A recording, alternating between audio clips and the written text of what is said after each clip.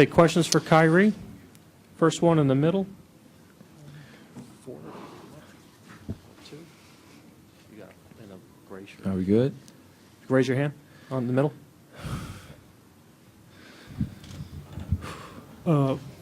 Program for Law Sports China. Hello, Kyrie. I want to know what were you thinking before you hitting that clutch 3 in the last minute of fourth quarter? I'm just hoping it goes in, but when it does, I'm thinking about getting Clay and Steph. Those guys have, kind of been leading that three-point line the whole entire series. So that's all I'm really thinking about, is just getting to those guys after that shot. And it was 89-89 for a good portion of the game, especially in that fourth quarter. So I was just thinking the next team that scores has a great chance of winning the championship, and I hope that we can be the team that's on that end. Jay on the left. Jade on ESPN. Kyrie, last year after Game 1, you walked out of here on crutches. What's the short version of the journey from that moment to this one? I tried to downplay it the whole entire season of the emotional kind of stress that I was putting on myself from getting hurt, not being there with my teammates, watching it on TV. And then we think about a year later of the journey of kind of unwinding here back in San Francisco and Cleveland. And the amount of great players that were on the floor at one time, and the platform and the magnitude of what it really meant for both teams. I just tried to live in it, and really just enjoy it as much as possible, but also have a very, very solid mindset that if we stick to our game plan and we limit our mistakes out there on the floor against a great team like this, we'll be all right. Attacking matchups, it really came down to just both teams just playing extremely hard, and then there was a victor at the end of the game. And if there could ever be another Game 7 like this in the NBA Finals for it all end all, I mean, I hope that I'm either playing in it or I'm watching something historic like that. So I'm just really thankful to be a part of history like this, and to be done with the group that I have in that locker room, and us making history and etching our names forever in NBA history. Does it leave you wondering if this would be back-to-back championships if you'd played last year? No, let's not move too fast. Let's not move too fast. I think that I talked to, I hugged Steph after the game, and I'm just like, man, I'll be seeing you a lot for the next few years to come. They have they're trying to build a dynasty over here in Oracle as well as in San Fran with this Warriors team. I mean, I never ever tried to downplay about the talent that they have on that team and the resilience that they showed in the Western Conference Finals to get here, and as well for us to take them to Game 7. So I'm just really thankful we came out on the winning end. Chris on the right side.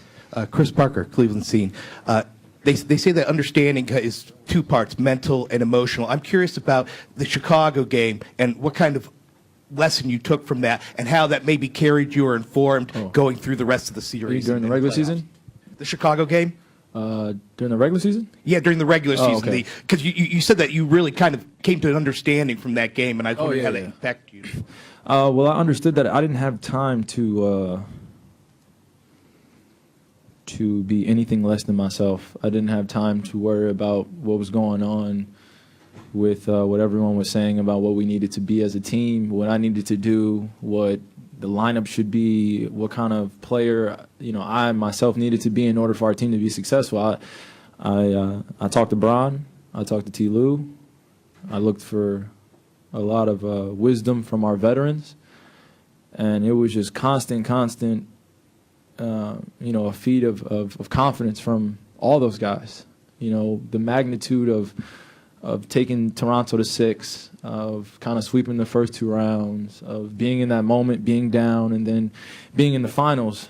It was game to game. It's just growth, and taking it one possession at a time. So I'm really thankful to have the bonds that we have, that we created in that locker room, that we started, when I was, kind of still limping around in the facility, and watching those guys get geared up for the beginning of the season. So I just think back to those times, and just really stayed focused on what was at hand, and that was the gold trophy. Was that also part of what a couple days ago you guys talked about, kind of closing yourself off and realizing that what happened in the locker room was all about you guys and you couldn't worry about the stuff outside Well, of it? I've always been kind of echoed around that. It's like if we take care of what's important for us internally in our locker room, then we'll be all right.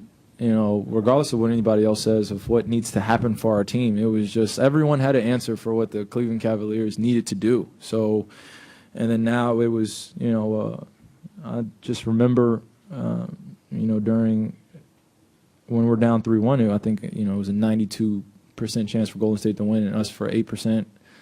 And then it goes 3-2, and then it goes 3-3, and then now the odds change completely. And I'm glad it happened this way, but I'm really thankful that we got to play against a great team like the Golden State Warriors that I can tell my daughter about, I could tell my friends about, my brothers, that we accomplished something that no other team has accomplished against a team that is you know, star-studded, that I have nothing but respect for. So, okay.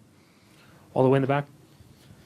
Danny LaRue, Real GM. Kyrie, you talked about how you had to get back on defense after you hit that huge three. Were you able to take a mental picture of that moment I'm sure you dreamed about, or is that something that will come with time? It'll come with time. After the game, I didn't even really know how to feel. I didn't really understand the emotions that really came with, you know, winning an NBA championship. Now I embraced my assistant coach, Phil Handy, after the game. You know, we're on the floor. But I still haven't even released a lot of the emotions that, you know, I know are building up inside of me.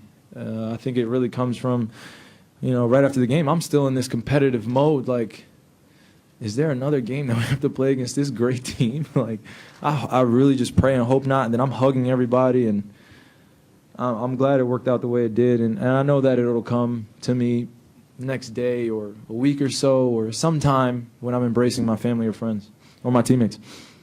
Kyrie, James Ham, CSN Bay Area.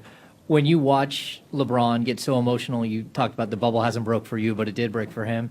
What did that do for you watching, you know, one of the greats go through that?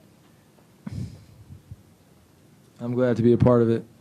I'm glad that when I watch the amount of YouTube clips that I've watched over my however long the internet has been around, or YouTube has been around for me, I've watched Bron in Game 7s. I've watched Kobe in Game 7s. I've watched a lot of guys before they were, you know, Bron actually got to be my teammate.